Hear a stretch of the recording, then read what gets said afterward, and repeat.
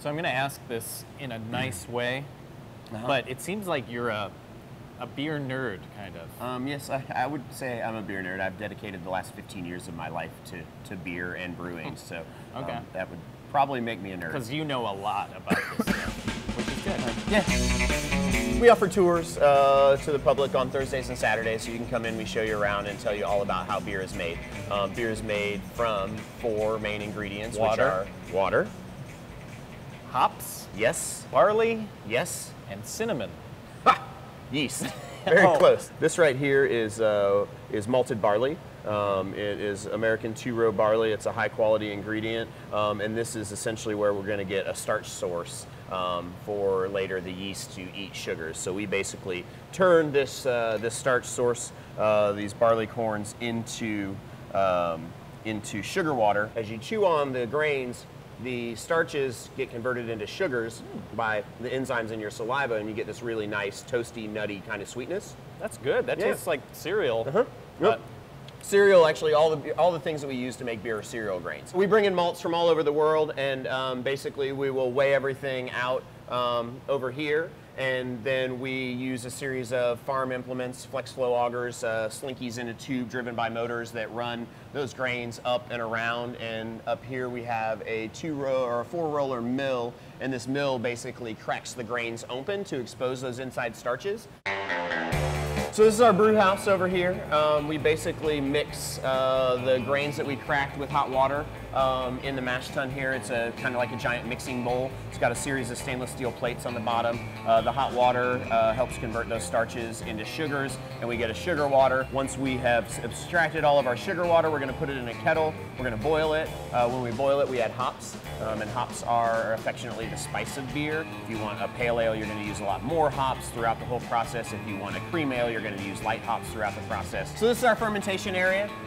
We are surrounded by, I think there's 35 tanks in here. So every time we brew, we will brew in and fill up each individual tank, and each tank holds one style of beer. They have names on them? Yeah, so this is George Michael and Andrew Ridgely. Who's Andrew Ridgely? He's the other guy in Wham. Oh, sure.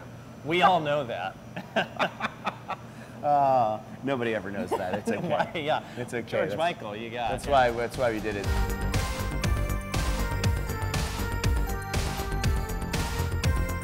If Andrew Ridgely happens to be watching, I am so sorry. Love your work. George Michael, of course, we love your work. Moving on. That would be, I bet that's one of his biggest claims to fame. I mean, Wham, and then this. Yes. Yeah.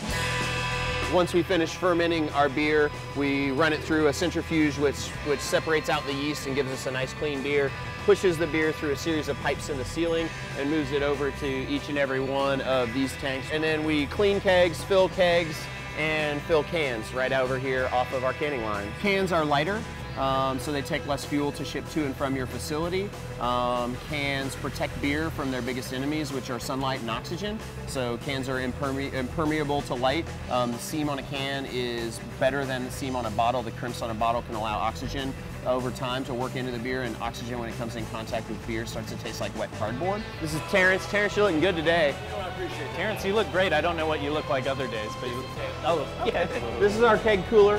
We keep it at a balmy 35 degrees year round. Oh, really? Do you? Yes. I didn't notice. You didn't? You should have brought a parka, even though it's 90 and humid outside. Our goal was always to be Indianapolis's beer, and at this point in time, we're working on a statewide distribution strategy. We're not even in the entirety of the state.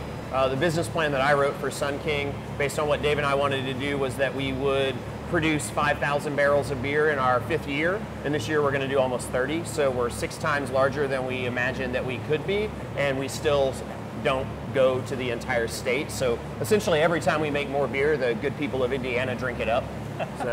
So you're kind of the Andrew Ridgely of beer? I'd like to think we're a little bit more well-known than that. Don't badmouth Ridgely again. He's watching. Does he live in? I'm going to have to get a... Yeah, he lives in Champaign. He lives in Urbana. Yeah. He's an Urbana guy, definitely. I normally don't say this after this little beer, but I love you, man. I love you. It's so sweet. That's so sweet. Thanks.